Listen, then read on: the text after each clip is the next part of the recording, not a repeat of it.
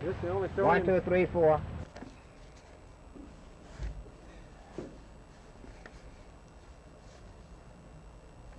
I think the only way to really get a feel for it is keep you in jail for maybe. He give first-hand account of it. Sheriff, you seem to be faced with a number of problems in trying to keep the standards of the jail. You want to tell me about it? Yeah, on the big problem right now is on the 1st of September, they inspected the jail and they didn't approve of the site checks I was making and said that I would have to open the doors and go into cells where I could see all area. I agree with this if I had the manpower, but I just don't have the manpower to do it because it presents the safety of my jailers with just 2 people doing it. Plus, if my jailers is not safe up there in jeopardy, then the citizens of the county is. If you have a jailbreak up there, all kinds of things could happen. So I'm saying to the commissioners that I think the money is available, plus the fact that you got to have one guy that's locked in the communication center in case something does go wrong. They can't get him and then be 8 hours or maybe 10 hours before we find out about it. So for their safety, I want someone by the phones and the radios because they actually act as dispatcher in my communications center at night. So that's one of the problems. Another problem, just overcrowded up there, just completely overcrowded. And I have some things go inside these cells that I can't control because the prisoners know I can't isolate them somewhere. I can't take the privileges away from them, like commissary, TVs or radios or cigarettes, stuff like that. So these things go on, and I don't like it. This jail was built in 1938 and has not been remodeled or anything since then. So, like I say, the biggest problem is money and manpower. Okay, you touched on money. You go into your county commission, they're telling you, yes, granted you have a problem, we just don't have the money. So what's your response to that? I brought to their attention that they never once have went in contracts with these other cities like Norman, Moore, DOC, I'll get back to that in a second, that since I've been sheriff, I went in contract with these people. I raised it up from $1.15 a day, and now it's $10 a day that they get. And I advised them that they should go to the cities and say, hey, we're going to bring it up. We got a certain emergency came up. You should share part of this expense on that. Because $10 a day, they're getting away with it. They can't keep a prisoner for $17, $18 a day if they have to build a facility, staff it, feed them, clothe them, and all that. So I suggested other avenues they can get the money. And DOC, most people think when a person is sentenced to go to penitentiary, he goes. But that's not the case. We send the judgment and sentence down to them, and they say, we will let you know when to bring him. Sometimes it's up to 60 days. So they only pay us $5 a day for that. They should be required to pay the same amount that the county charged the other cities. And I think if they took them to court, that they could win the case there. Let's assume that there is no action. What alternative does Sheriff Porter have then? If the county commissioners say, we just don't have the money, why don't you just keep juggling? Does there come a point where you just have to do something on your own? Back to this requirement, I advised the county commissioners that I would attend the meeting at 10 o'clock on the 17th of November. And if I didn't get the manpower to run this jail properly and the safety of my personnel, I would recommend they close it, just flat close it. But in addition to that, I can say they are working towards a new jail, but that's, if they dug a hole out here today, it'd be 3 years before I could move an inmate in it. It's going to take time to build it. And in the meantime, I'm looking out for the safety of my personnel and the safety of the inmates. I don't like this brutality that goes on in the cell. It's not right. And it's overcrowded. I'm equipped to handle about 24 people, and last month I averaged 60.1. That's too many for a jail this size. You mentioned also earlier the untouchables, trying to juggle different people in different cells. What exactly is that? Okay, your juveniles, if they commit a very serious crime, armed robbery, murder, or anything like that, and he's 16 or 17 years old, hadn't reached his 18th birthday, then they're going to certify him and try him as adult and punish him like adult. This takes weeks, sometimes months. Well, if he's going through this, I can't put him with anyone. I can't even put him with another, what I call untouchable, because he's in a category all by himself. If I had 3 up there going through the street, I've got to separate the 3. So when you give me this type juvenile, a male juvenile and a female juvenile, you got 3 different categories there that's got to be isolated. And adult female on top of that, hey, I run out of space. It's like a chess game more than a checker game. I just flat run out of moves. And I've been around so long as I've got some good employees, dedicated employees. And hey, that loyalty goes up and down. If I'm not loyal to them, they see it, but law enforcement kind of takes a low priority in this county for some reason. Always has. And I've written them, dated back 2 or 3 years ago, and told them they ought to put their priorities, you know, in order. 1st of September said the jail is presently operating with a minimum of safety to the jailers and the security of the prisoners, and went on to say that it's going to take about $30,000 to comply with your attention to the problem of controlling and protecting the welfare of adult male prisoners in the present jail facilities, and went on to explain the size and everything. I consider the conditions in jail as emergency, and I ask for your immediate assistance in correcting the situation. I appeared for them yesterday morning, and 1 deputy came in on duty at all times. You know, I only have 8 criminal deputies. I should have 15 or 16. And this would cut into my time so much. My deputies are working 10, 11 hours a day, you know, and I try to compensate them with what I call comp time, but I've got cut 5 the physical year before this one, and then this year they let me have 2 back, 1 civil, 1 criminal, so I'm 3 short from what I've ever had with the crime and population going up, so I'm really short-handed. I wouldn't ask a deputy. I didn't hire him as a deputy to be a jailer. I didn't send him to homicide schools, robbery, burglary school, to just be a jailer.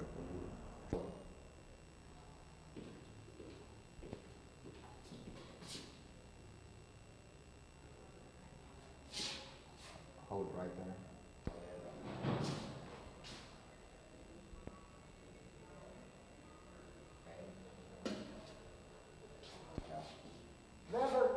Later.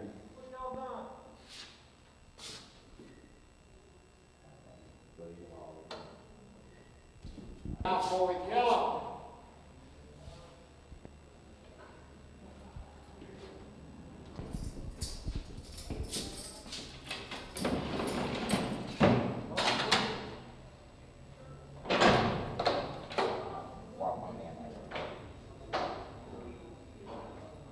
Is that right? How long you been here? Been here 112 days. And what are your feelings on that? Well, I'm ready to go to Lexington. I'm ready to get out of here. Why you want to get out of here? Well, just look around you how crowded it is in here. You know, the conditions of the jail, you know, it's hard. It's hard. You want to tell me about it? Well, the food, you know, they feed good, but they don't feed you enough. You know, in our visiting, we have to sit there and talk through a window that's 1 inch thick. You know, the overcrowdedness, you know, we have people sleeping in the floors. It's so crowded in here. What about the overcrowding? Besides sleeping on the floors, is it just hard just to get around?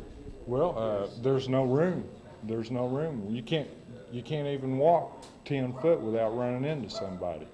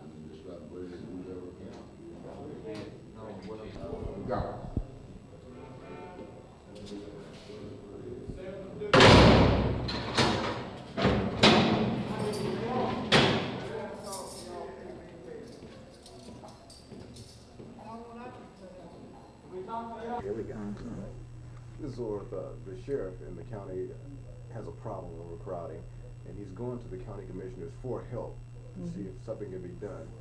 What are the county commissioners saying about this? Okay, what we are doing, we suggested to the sheriff that he, instead of hiring extra help, that possibly he could have one of his deputies come in like on 8-hour shifts and be at the jail at that time. And he explained to us that because all of his deputies are already busy and with transporting prisoners and doing other jobs like that, that he couldn't do this. And the reason we told him that we couldn't hire another deputy was because according to the laws, we can only use 75% of our general funds for personal services.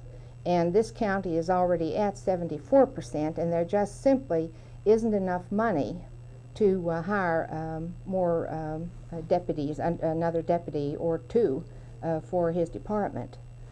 So this is the bind that we're in now.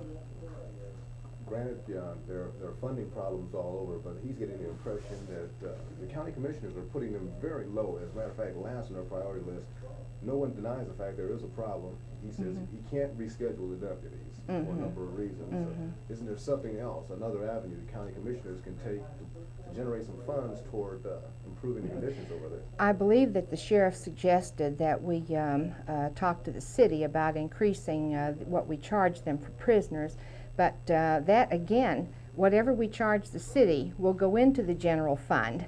It cannot be charged directly to the city and given directly to the sheriff. It goes into the general fund and gets mixed with the rest of the general fund and is part of the entire fund that we have to, that we're constrained to our 75% limit on.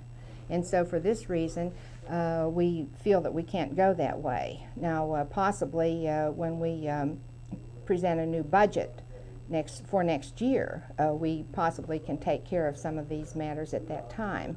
But at this time, we don't feel it would do that much good to just merely charge the city of Norman or Lexington or Noble or whatever more per day for their prisoner. This would be a fine arrangement if the money could be taken from them and put directly into his account. But the way county finances work, it just doesn't work that way.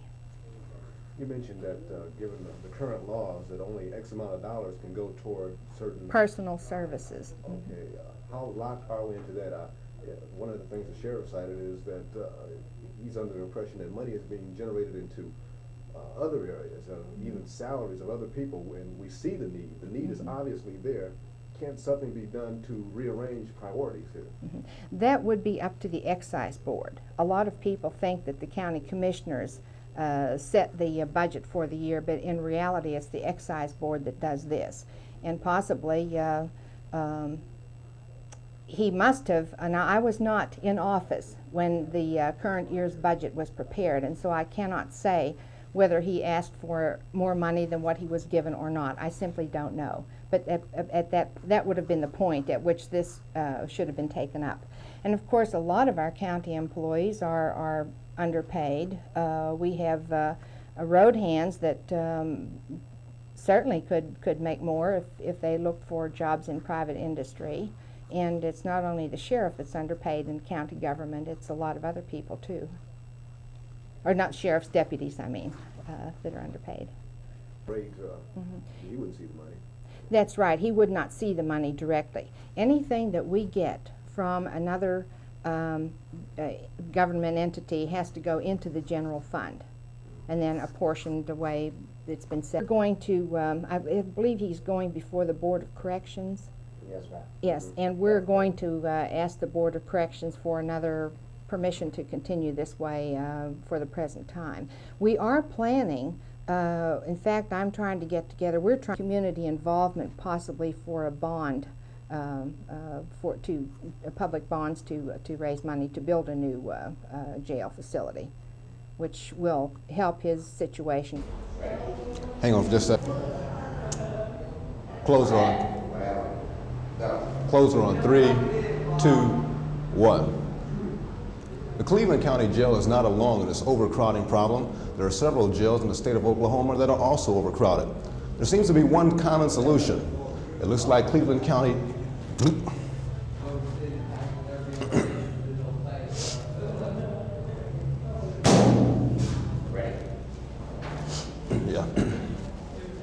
Am I going too fast? Put your hands up on the bar. Okay. Am I going too fast? Now, Okay. slow it down a little bit. Now. Okay. 3, 2, 1. The Cleveland County Jail is not the only jail in the state of Oklahoma with an overcrowding problem. There are several counties around the state of Oklahoma that are also overcrowded. Take 3 on 3, 2, 1. The Cleveland County Jail is not the only jail in the state of Oklahoma that's overcrowded. There are several in the state of Oklahoma. There seems to be one common solution, that is a bond issue, and the residents of Cleveland County should be expecting a bond issue soon in their county. Even if the I know it's a lot of information.